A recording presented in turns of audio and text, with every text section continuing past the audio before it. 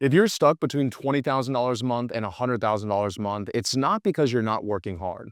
It's because you're doing 8 different jobs badly. You are the salesperson, the ops person, the client success manager, you're the head of billing, you're the head of supports, and all of those employees are underpaid and are underperforming. In this video, I'm going to show you how you can fix it. You see, most founders think that because they started the business, they are the CEO. They put it in their LinkedIn profile, they put it in their Instagram bio, they tell everybody that they can. But in reality, those same founders are putting out all the fires, running all the ads, creating all the content, posting all the content, taking all the sales calls, etc., etc. And if you were to pull up their calendar or their project management software task list, I almost guarantee you that you wouldn't think that that person doing those tasks was the CEO of the company. And I know a lot of you think that just because you have some team members that you are a CEO as well. But the truth is if every road leads back to you, meaning that if every time any one of those team members, maybe some of your founding team members, comes up with any kind of problem, they immediately go back to you. You didn't delegate anything out, you just multiplied your Slack notifications. Okay, so how do we solve this problem so that you can truly be the CEO and hit new levels of scale in your business? Well, most people think they just need to hire a bunch of people, but that's not the first step. If you end up doing that too early, you'll probably end up overpaying or getting people that you don't even need in the first place.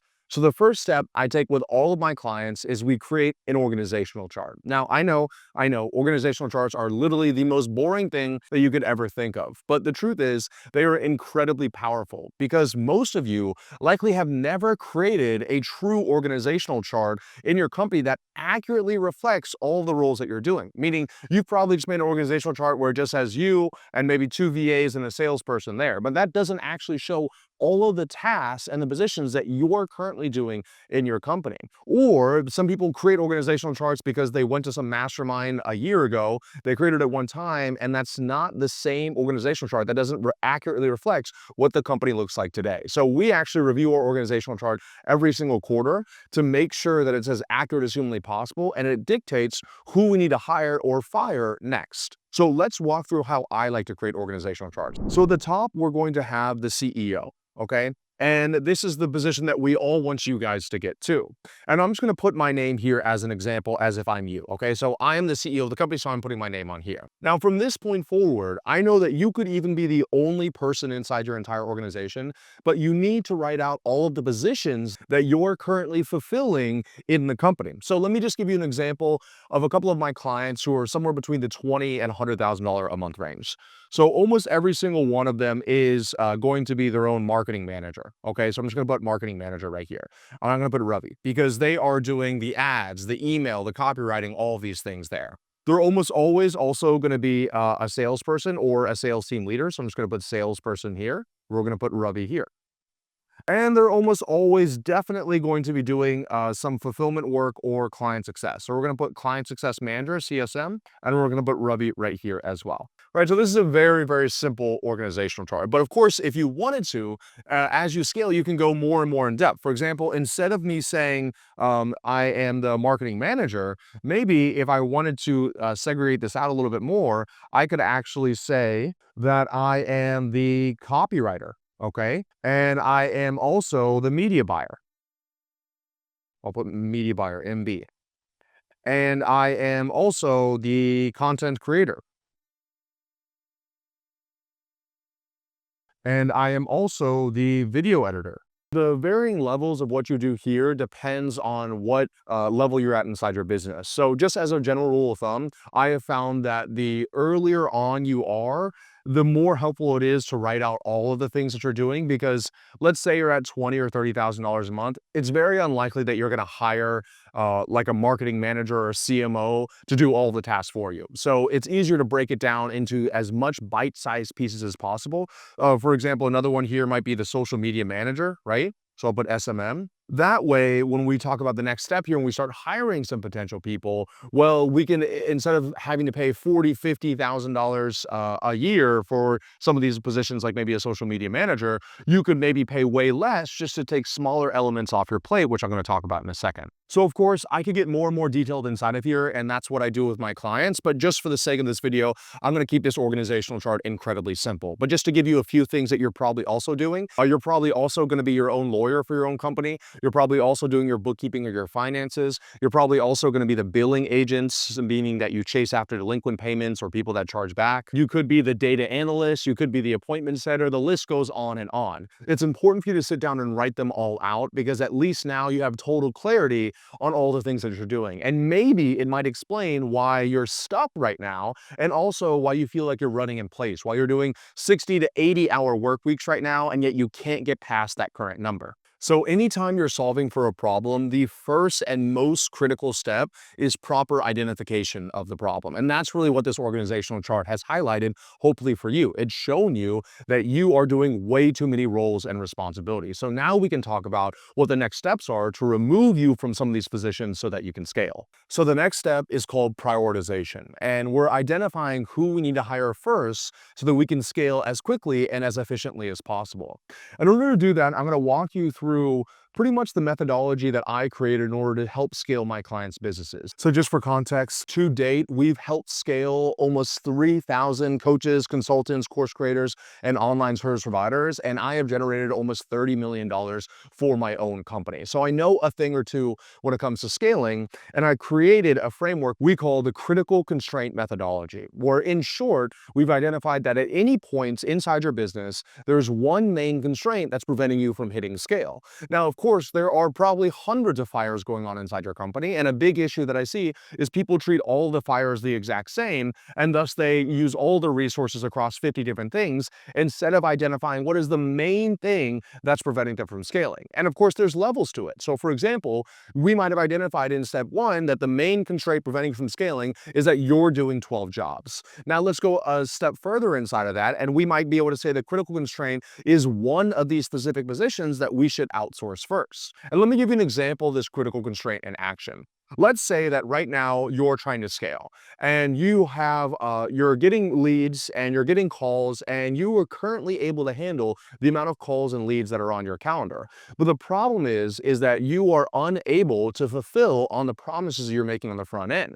Not because you're a liar, but because you quite frankly can't give every single client the amount of attention that they need in order to get the results that you're promising them in their marketing and sales materials. And so a big mistake some people will do right now is, because there's all these people that are selling, oh, we'll place you appointment setters or we'll place you salespeople, they're essentially, they're hammers and everything to them is a nail, meaning that they think that, oh, because I sell salespeople, you need to get salespeople. But in reality, the salesperson constraint, let's say, is right here. So I'm going to write salesperson. So would it be nice to get a salesperson in your company so you weren't working 8 hours a day? Absolutely. That would be really fantastic. But is it the true critical constraint in your business? Let's say in this example, you hired the salesperson. Well, the problem is that now you've removed yourself from it, but you still have all these clients that need to be fulfilled on. And sure, you could start allocating your time over to client success, but then you're now tied up your time once again. So the true critical constraint in this example is you need to first hire a client success manager, or at least somebody to help you with onboarding and fulfilling with the clients. And once you hire the client success manager, well, now this critical constraint is removed, and you can go back, and your probably next critical constraint is now that you can onboard 50, 60 new clients a month. Well, now you need to make sure that you're getting enough marketing leads and calls, and have the capacity with enough salespeople to take on enough of those clients to hit that quota, right? So that's how we continuously reiterate on the critical constraint.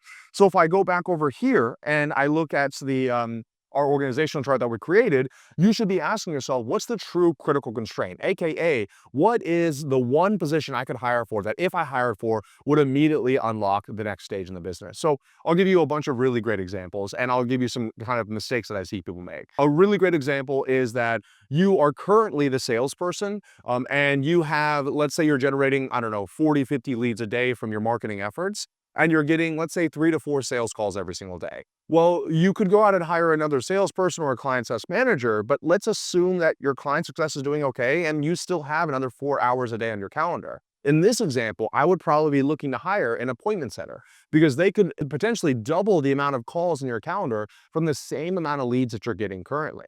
Now, let's reverse it. Let's say that you are literally getting 8 calls a day on your calendar, your salesperson's packed, and you don't even have an appointment setter yet. And someone's telling you, oh, you should get an appointment setter, you should get an appointment setter. And so you got to get an appointment setter. Well, the problem is that's not the right hire. That's not the true critical constraint because you already don't have enough time on the calendar because you already have either you or a salesperson that has 8 hours a day of calls backed up.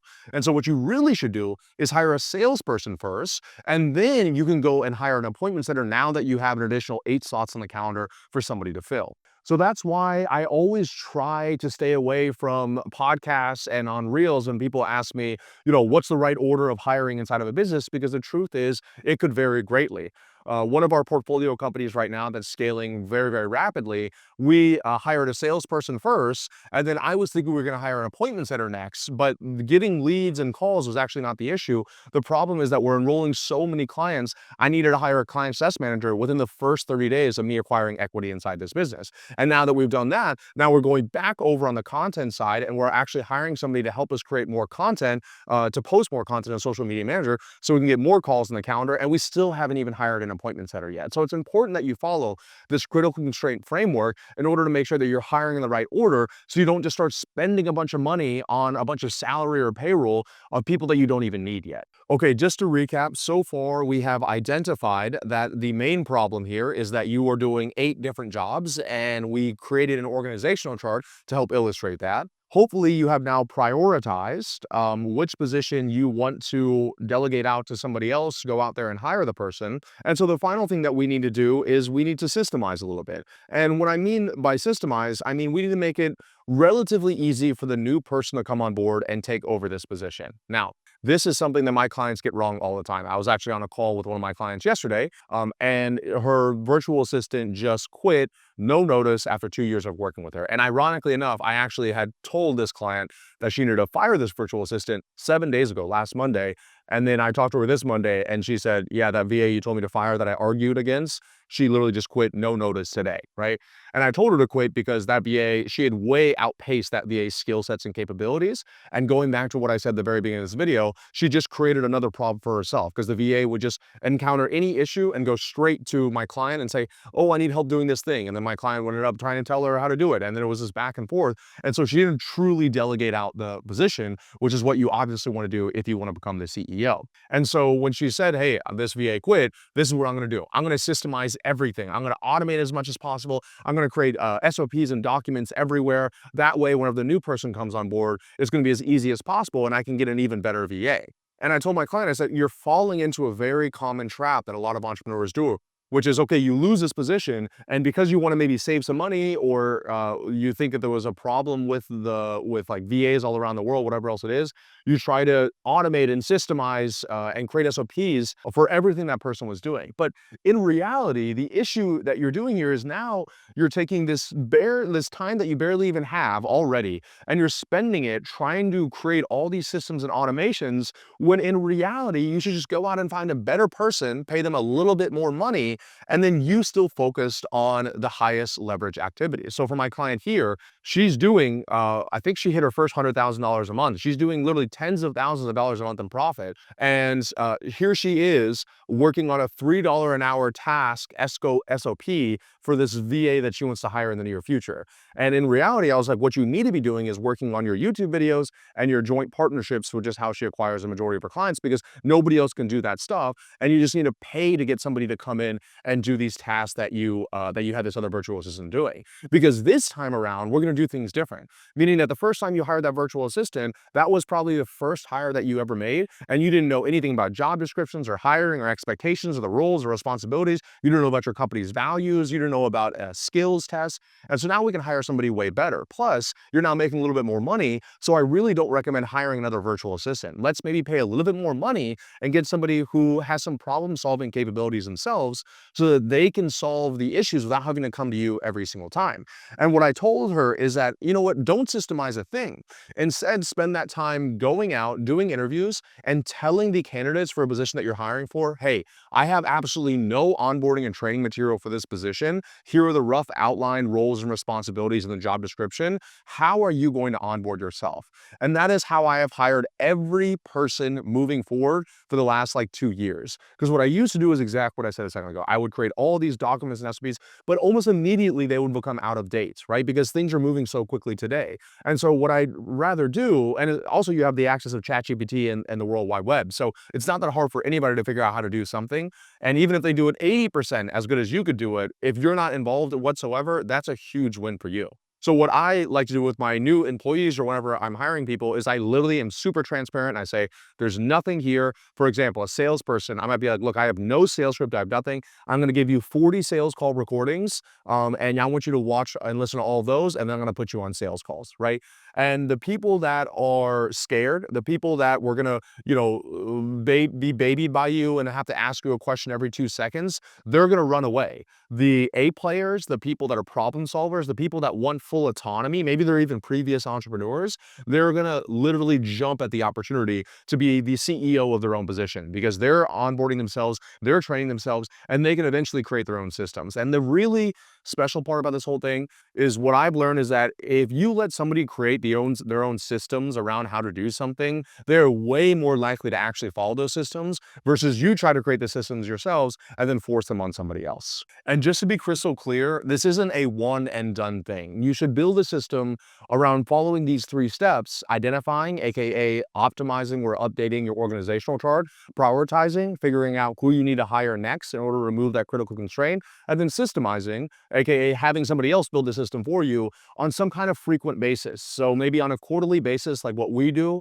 in our quarterly planning and with our clients, is every single quarter we will review our current organizational chart, make sure the roles, the responsibilities, the KPIs, and the people are all correct and what we want in order to hit our goals in the next quarter. And that way we aren't getting bogged down in the details. And it's allowed me to build a team of dozens of really talented team members that are able to do the majority of the work for me. And so I make very few decisions inside of my company. I do no homework for any of my team members inside of my company. If somebody comes to me for a problem, I say, you figure it out on your own. And it allows me the space and the freedom to do the most high leverage activities that really only I can do, such as creating content like this, going on stages, hopping on podcasts, or optimizing our offers or our product suite so we can maximize the amount of money that we're making from the leads that we're already generating. If you would like me or my team's help to do a lot of this stuff for you, you can go down below and book a call to speak with us. And if you like the video, be sure to give it a thumbs up, subscribe, and let me know in the comments any questions that you have.